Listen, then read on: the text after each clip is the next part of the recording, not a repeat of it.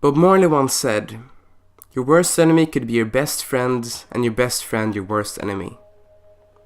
Originally, I thought that these words were ridiculous. How could your enemy be your friend and vice versa? But the more I thought about it, I agreed more and more with them. So are they true? Hello, my name is Oliver and this is a digital story about identity. This is the story of how I met my best friend, Philip. I was raised in Thailand and I have lived there for 12 years in total. At the time my family moved there, my sister needed school. So my mother started a Swedish school which me, my sister and later many others went in. So for the first 9 years of my life, I studied in a Swedish school in Thailand. It is important that you know this, because even though everyone spoke and taught in Swedish, the mood and culture was very different compared to Sweden.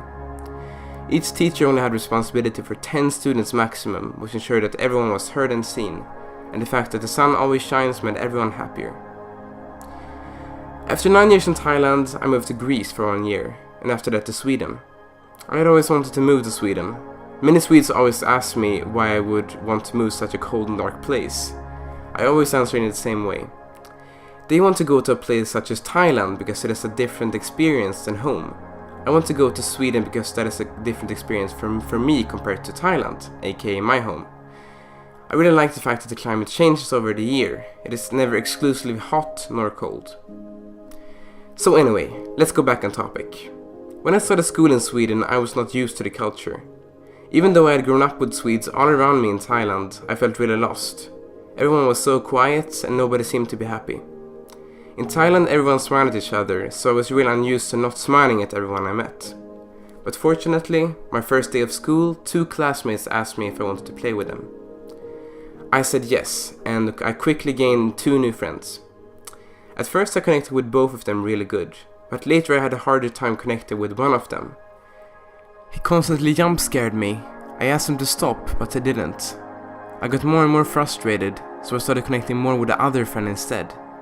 He was always kind and predictable. But then everything changed. Some time later, the friend that I didn't connect with started to become more interesting.